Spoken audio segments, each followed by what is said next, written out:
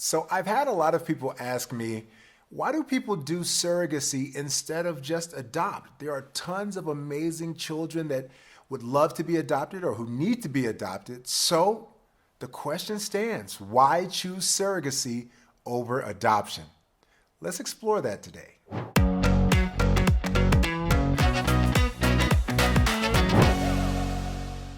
What's up? My name is Corlando Scott, and I'm an assisted reproductive technologies attorney in Los Angeles, which simply means that my practice revolves around stuff like surrogacy, helping people grow their family with the help or assistance of technology.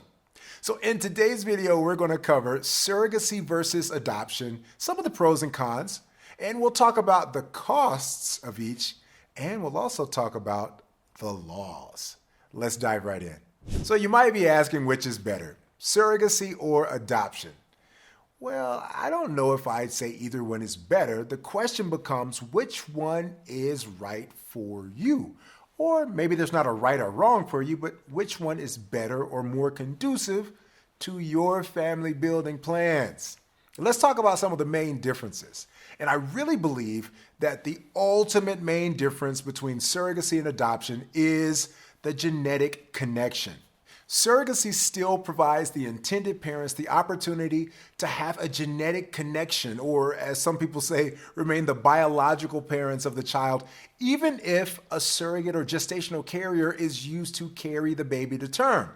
Now, this is made possible if either or if both of the parents contribute their genetic materials, sperm and egg, in the creation of the embryos. So the wife's egg or the husband's sperm. And the same rules apply for even same-sex marriages or partnerships. Either or both can also contribute. And adoption simply doesn't allow that, at least not in the conventional sense that we're talking about. Now, could you, of course, adopt a family member? Sure you could, but we're talking about the direct maternal or paternal connection to the child that's born. Adoption involves bringing a child who is not biologically related to you into your life through the parenthood connection, so that you're legally the parent of a child that is already born that you did not give birth to. Now, I'll say this as an aside. Yes, there are some instances for all you smart people who have done your research where in some states, even if you do a surrogacy journey using your own gametes, it requires you adopt your own child. So for instance, Hawaii is one of those states. Even if you as the mother use your egg to create an embryo that was then placed into a surrogate's uterus, and that surrogate gave birth to that child in Hawaii, even though that child is genetically your child as the mother, the way that the law is set up there still requires that you adopt your own child. I know it seems really confusing, but the law has not changed there that acknowledges the fact that a woman could give birth to a baby that isn't hers.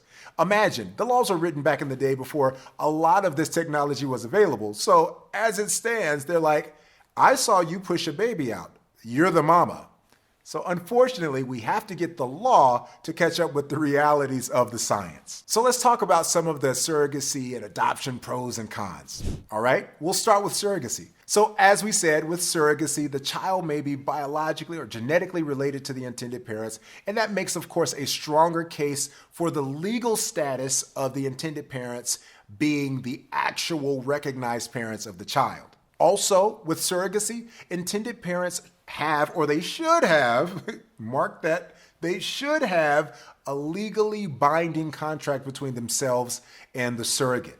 Also with surrogacy, the surrogate with that contract in place and with the laws in your favor cannot change her mind and keep the baby after birth. I know there's probably a Lifetime movie of the week or some tabloid article that you've read, but if you're doing it the right way, that surrogate can't change her mind. And honestly, I've never represented a surrogate who wanted to change her mind. When you do it the right way, your surrogate is screened, everything is discussed up front.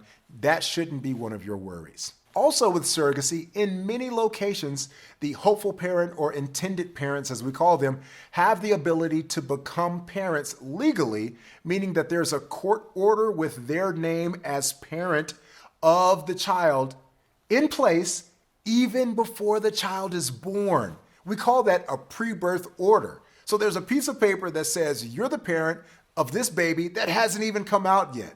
That's a definite benefit for surrogacy. Another one of the pros for surrogacy is the shorter waiting period to become a parent. Now, there's lots of red tape sometimes involved in adoption processes, especially international adoption processes. And even though there is a lengthy process associated with surrogacy, sometimes it's even quicker to have a surrogacy journey than there is to wait for years on a wait list to be able to adopt. And then one of my last pros in the mark of surrogacy is that both the intended parents and the surrogate should undergo a thorough medical screening before they can be matched and set along their way for a surrogacy journey. Now, why is that such a pro? Because the more medical screenings and preventative screenings we can do, the more control we have over the health of the pregnancy and the potential limiting of the risks that are associated with pregnancy. Now, this is a video about how is surrogacy better than adoption. So when I turn to the adoption topic, we're going to be talking about cons. So let's talk about them. So one of the cons that exists with adoption that doesn't necessarily exist with surrogacy is that the adoptive parents may know very little about the child's medical history. Also, it's possible that adoptive parents don't know about the prenatal condition of the child or what type of environment the child was gestated in, if you'd like to say that. Also with adoption, you can't get any predetermined, legally binding adoption contracts that definitively say who the parents will be. Now, yes, there are legal processes for adoption, but it's definitely not the same as surrogacy. Also, one of the cons for adoption is the birth mother can, in a lot of instances, change her mind and keep the baby after birth. Another con is adopting parents become the legal parents of the child several months after the child is placed with them. So with that concept, I've often heard of adoptive parents feeling like they're sort of in a place of limbo, where the baby's with them, but they're never able to really solidify their connection because they're always afraid in the back of their mind that there could be the rug pulled from under them and they have to return the baby, so to speak, or they may be obligated to give custody of the baby back to the mother. Also, with adoption, there are potentially longer waiting periods. There are parents who may wait several months to several years to move off of waiting lists and into the queue to actually adopt. And one of the last cons in the column of adoption is really only the birth mother goes through, we can't even call them medical screenings, but gets medical attention, which is also less thorough and less invasive than surrogacy.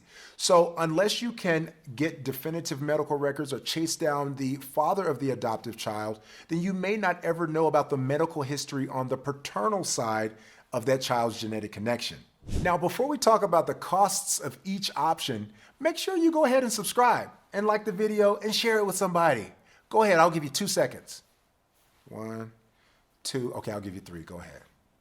All right, let's talk about those costs. Now, when we're talking about the costs, one of the cons of surrogacy is definitely the costs. Surrogacy is way more expensive than adoption, and the cost for surrogacy can reach above an average of $100,000 to finish, initiate, and go through the entire process. Whereas there are some times where you can go through the entire adoption process with as little as $5,000. Of course, it varies. It can go all the way up to $15,000 or $30,000 or $45,000 or $50,000. But on the whole, it's typically less expensive to go through the adoption process than it is to go through the surrogacy process.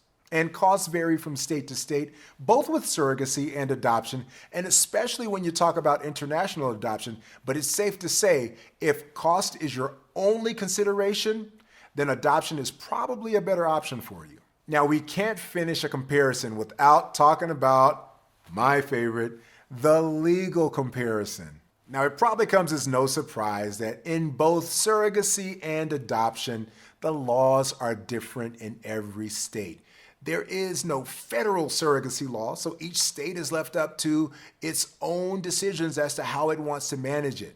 Now, there are laws that determine if compensating a surrogate is allowed or disallowed.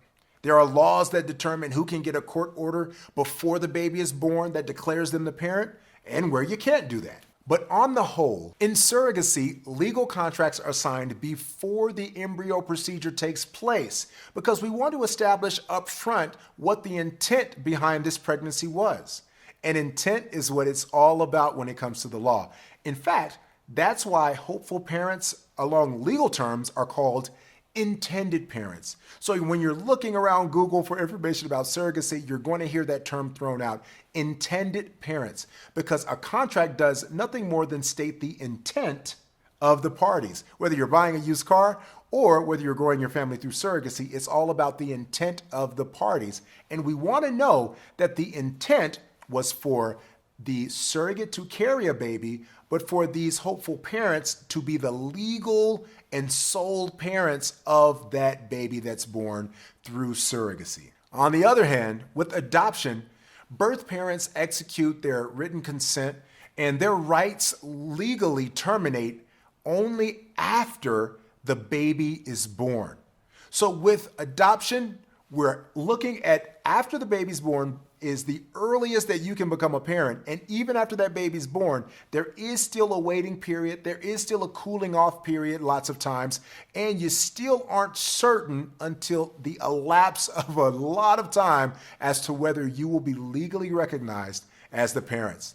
So you probably don't have to guess which side of the argument, if you want to call it that, I come down on. I'm a big fan of surrogacy, but I'm happy when people can grow their family in any way they choose. And of course, there are amazing children all over the world who are looking for an amazing home. And there are parents that are out there that are specially fit to be the adoptive parents of those children. So whether you're looking at adoption or looking at surrogacy, do not give up on your quest to become a parent and grow your family. But if you're looking for information on how to do it through surrogacy, I'm your guy and I have something for you.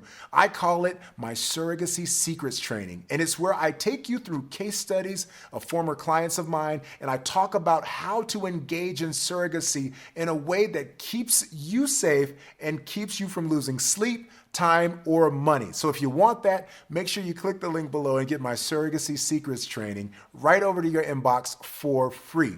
And I'll see you in the next episode.